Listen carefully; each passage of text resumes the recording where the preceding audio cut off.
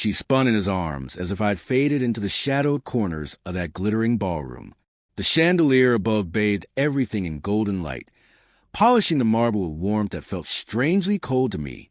Their laughter sliced through the music, sharp, exaggerated, and ringing with the kind of false happiness that hides secrets.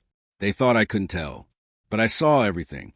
I stood there like a phantom among the guests, watching the woman I'd loved for 2 decades sway in the arms of the man she once swore was nothing but a memory. Our daughter Mara, her eyes shining with innocent pride, applauded softly from the sidelines, thinking this was a celebration. Her mother's grand reclaiming a joy, her freedom. I had been clear. My boundary wasn't threat. It was a line drawn with quiet strength. If your mother dances with him, I'm done, I'd said. She waved it away like dust, ignored it as if I were just venting. But I meant every word. Now I've left, and they're left behind, surrounded not by romance, but the debris of their chosen disloyalty. For 20 years, I poured my soul into loving Alina, that rare, raw kind of love, the kind that humbles you, that makes you bend when pride demands you stand tall, that calls you forgive when every nerve screams a run. We built a life from the ground up, a daughter, a home full of light, mornings that smelled of coffee and quiet affection, laughter echoing through rooms that once held healing. But then Nate came back, her old friend, too familiar, too smooth. He hovered like a shadow just beyond the curtain of our marriage. I noticed a shift before she admitted it to herself. How her voice hesitated when his name surfaced. How her gaze lingered on nothing at all, thick with unsaid things. I knew she was slipping one sway at a time into his orbit. Mara, 17 and full of fire, mistook it all for bravery. Her mother claiming joy, not betraying trust. But that's what it was. Not infidelity of the body, perhaps, but of loyalty, of the bond we vowed to protect. I didn't plead when I drew the line. My tone was calm, grounded. Alina, if you dance with him, I'm walking away. Not out of rage, but because I won't live where my worth is dismissed. She looked at me like I was being childish, like I just didn't get it. But I did, far more than she ever imagined. That evening, Mara helped her into a scarlet gown, fixing her hair with quiet reverence. "Don't let him hold you back, Mom. Be happy," she whispered. I heard it, and in that moment, something in me settled, cold and final. As they twirled, my world didn't shatter. It came into focus. No yelling, no grand theatrics. Just clarity, sharp and undeniable. The next morning, I did what needed doing.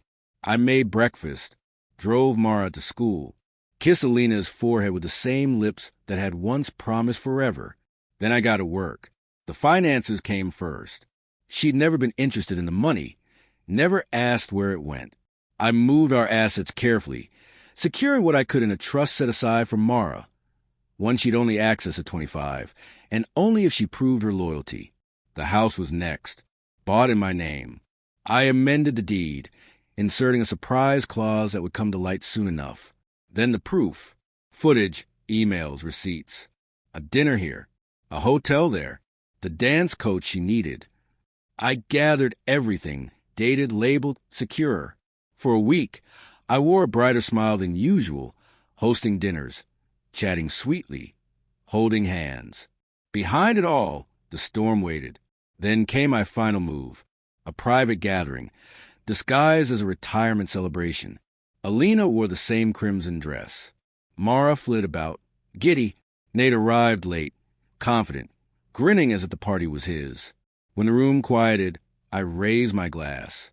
To my wife and daughter, for their constant support through these past months, I said. Applause followed. Alina beamed. Mara nestled in close.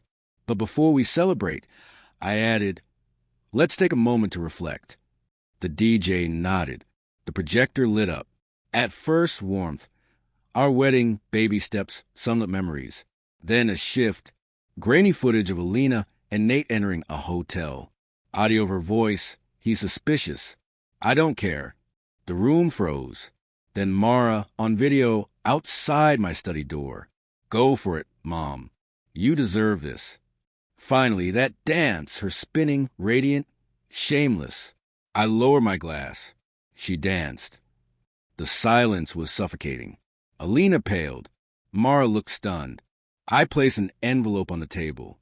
Inside, signed divorce papers, the deed handing our home to my sister, and a note addressed to Mara.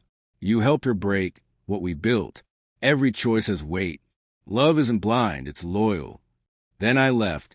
No shouting, no second look, just a cold night waiting to swallow me whole. They tried calling, crying, begging, but they waited too long. Alina pleaded for a meeting.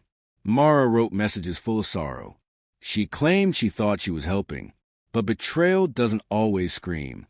Sometimes it tiptoes. I heard Nate disappeared not long after. Said he couldn't handle the fallout.